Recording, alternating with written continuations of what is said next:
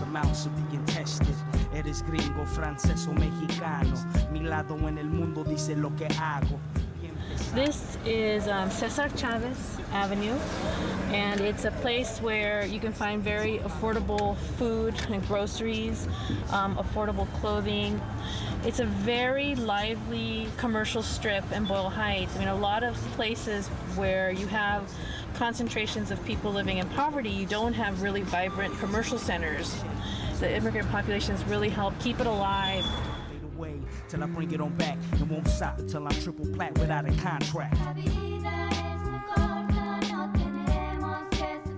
There's always been a struggle around affordable housing in this community. There's always been a struggle around quality education. The largest walkout in school history started here in Boyle Heights in 1968. Close to 10,000 students walked out on the east side to demand quality education. The struggle towards educational justice is not a new thing. For a child of color and a child of poverty, if they don't get an education, that's an opportunity that was missed to transform a life.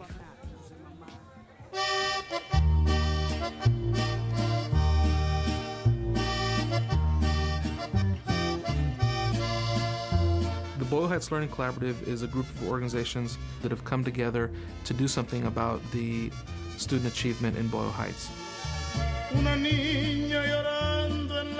The focus of the Boyle Heights Learning Collaborative is working with the Roosevelt family of schools, which is Roosevelt High School, 2 middle schools, and 14 elementary schools. We need to, as a school community, take responsibility over the growing crisis. Currently, only 35% of 9th graders actually graduate 4 years later. The truth is, 5,400 students come to school every day in a school built for 1,500 students, and we have very low graduation rates. The services that we offer are not aligned with the needs in our community. It isn't good enough just to have a good preschool experience. When they enter preschool or kindergarten in any of these schools, we want them thinking about, my kids are getting ready to go to Roosevelt High School. Roosevelt High School has a very large dropout rate. Chances are that my kid may not make it to college if these conditions remain. And so what can I do so that I can make things happen differently by the time my kid gets there? I have yet to meet a parent who doesn't want their kid to go to college. But having the desire and then knowing how to make it happen are two different things. In a wealthy area, parents would fight back, people would fight back. But in lots of areas of poverty and crime, parents don't know they can fight back. They don't know they have the rights.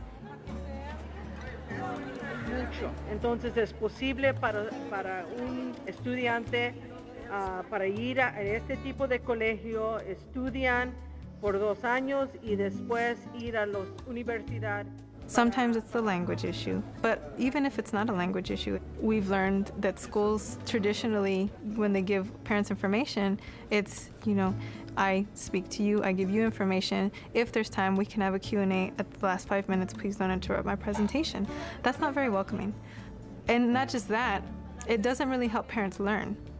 We've worked with teachers to improve their back-to-school nights. What does that look like? To have parents give their ideas about what works is really powerful. Parent to parent, they hurt each other.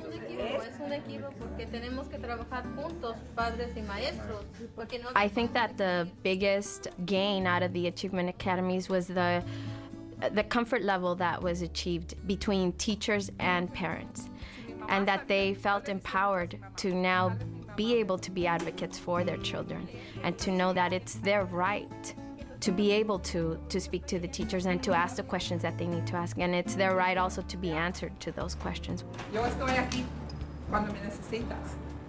Buenos días, mi nombre es Erasmo Blas y vamos a hablarles un poco ahora del... Yo creía que nomás era mi obligación era nomás mandar al niño a la escuela y ya. Aprendí en los talleres, pues hay que llegar a preguntar por lo menos, no hay que tener temor, porque en las escuelas pues, hay traductores que pueden traducir a uno al español, ¿verdad? Hablarle al maestro, preguntarle sobre nuestro hijo, ¿verdad? Llegar, presentar, saludarlo, cómo ve a mi hijo, qué quejas tiene de mi hijo. No quedarse de manos cruzadas, sino que hay que actuar. ¿Okay? Y la actitud va a venir de ustedes los padres. Los valores van a venir de ustedes los padres. A mí me ha servido mucho en mi persona, con mis hijos, con mi familia. Si no me sigue invitando a los talleres, Como maestro está bien, voy de acuerdo, pero si algún día le sirvo para dar un ejemplo, con gusto voy y se lo doy, se lo presento. Aunque no me paguen nomás, se la doy. Demostrarles que sí se puede hacer lo que uno quiere. We really needed to change a culture and biases about which children can learn, which can go to college, which can't. One of the things I'm proudest of in serving on the Board of Education was the passage of a new policy, the A through G curriculum, those courses necessary for a student to enter a Cal State or UC school. We'll have 20 parents in your workshop. That was done not just because community leaders went out there and did that work. It's because they trained parents to understand what those issues were and so that they could do something about them. You know, Boyle Heights is a neighborhood that's been really torn apart by freeways. Thousands of families were displaced to make way for the highway infrastructure that supported the growth of both Los Angeles. Hollenbeck Park was this really beautiful, large park, and right now the 5 freeway just tears through it. It's time to be like la-di-da, it's okay, we have time, or it's 911. 911. And was it that way before? No. My most meaningful wake-up call was when I taught 3 years at Hollenbeck, the middle school. Walk a mile in their shoes, see what these kids are really up against, and boy, was it an eye-opener. And that's when I knew I had to really ratchet it up. Who sets the bar? You have to make a child a certain way by the 5th, 6th grade for them to be resilient, for them to even have a chance at it by the 8th grade. It's too late. My luck was teaching next to Mrs. Hiura because it was like this incredible phenomenon would happen that as soon as I would swing the door open, our rooms are joined, they're connected, and I would swing the door open, and it's like you hear the angels and the harps, and it was like this, oh, right? I wanted to know how she got to that, how she got the students to such a frenzy, how she got them so passionate with describing SOS. Once you're infected by it, there's no alternative to teaching. Here to make a difference. We just don't want to go down and drop out in middle school. It's almost like a culture. It's almost like walking into a different realm. I want to have the power to speak up in front of other people. I live with my mom and my dad, and I live right across the street. All of these years that I've come to the school, I've been in SOS. SOS stands for Society of Students, and Ms. Shira thought of it. She also started advanced placement because that's what you start in high school. So she thought, what you start in the elementary, it impacts your whole life. So why can't it start in elementary? And so that's what she did. You work and don't interrupt them. Oh, point to him. You are the man. Because is it important? The neighborhood isn't a utopia. You have the gang violence and the you have the poverty. But what really inspires me to continue to go here is the programs that are in our schools.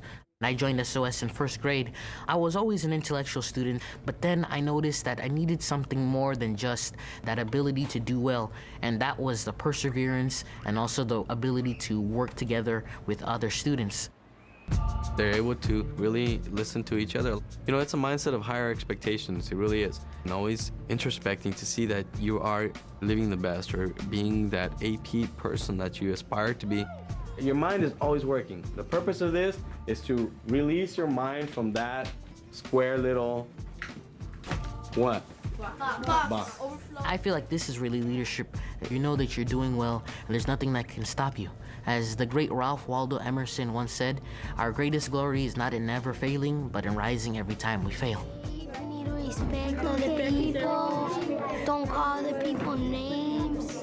You can not only empower yourself, but you can bring somebody else because you get it.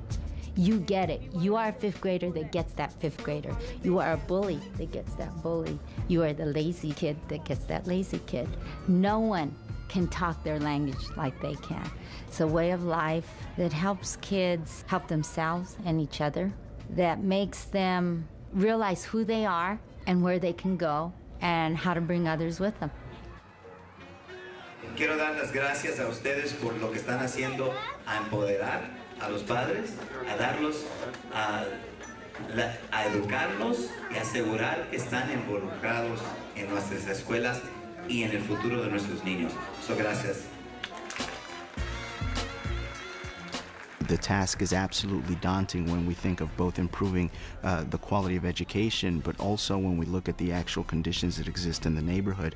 But the fact that these people are coming together to work together to invest in the future of the neighborhood is absolutely incredible and very unique to the work that we're doing here in Boyle Heights. The great success story for me is that we've got about 5 other collaboratives in the making across town. Welcome to the Summer Institute, and I hope to show you the real values of SOS. We've had the luxury not to compete, but to share in this resource. One of the strongest pieces of evidence about the success of this initiative is that these relationships will not die and they will not go away. Because once you get people around people and a shared mission, and the great need that we have, they don't end. Feel pretty confident about it? Yeah. It's about taking risks grounded in trust if there's really going to be some real transformation. Speak from where? Your heart. That's hopefully going to get some of my students to end up in college and hopefully come back one day and be a teacher, or be a doctor, be a lawyer, be an engineer.